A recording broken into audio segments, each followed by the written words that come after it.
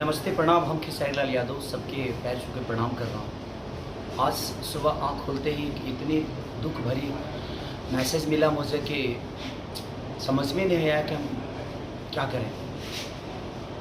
Season 13 में, big boss के season 13 में हमारे बहुत अजीज़ मित्र और हमारे दोस्त भी और एक बड़े भाई की तरह सिद्धार्थ शुक्ला जी का जब न्यूज़ सुनने को मिला तो यकीन ही नहीं हो रहा था खुद पे कि ऐसा हो सकता है।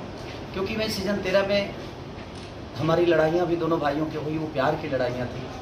और मैं जब सीज़न 13 के बिग बॉस से बाहर आ रहा था तो सबसे ज़्यादा अफ़सोस सिद्धार्थ शुक्ला जी को ही हुआ था, क्योंकि मैं उनको बाबा बोलता था और हमारी कोई पहले से परिचय नहीं थी। लेकिन बिग बॉस के सीज़न 13 में ही हमारी मुलाकात उनसे हुई।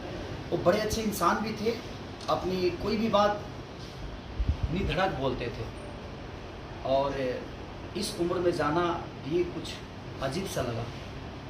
तो क्या बोल सकते हैं, बस मैं भगवान से ही प्रार्थना करूँगा कि उनकी आत्मा को शांति दे और ऐसे लोगों को इतनी जल्दी मत बुलाओ इस वक्त, क्योंकि अभी बहुत कुछ करना था। इस इंडस्ट्री को बहुत आशा थी उनसे, हम सबको आशा थी।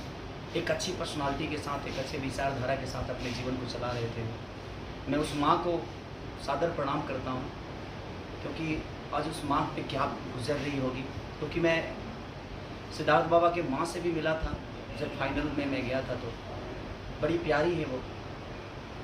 और माँ, हम सब हैं आपके साथ, बिल्कुल आप निश्चिंत रहिए कि हाँ, एक बेटा गया है, ठीक है, अब ईश्वर को क्या मंजूर था नहीं जानता, बट बहुत सारे बेटे आपके हैं जो आपके प्यार के लिए हमेशा खड़े रहेंगे।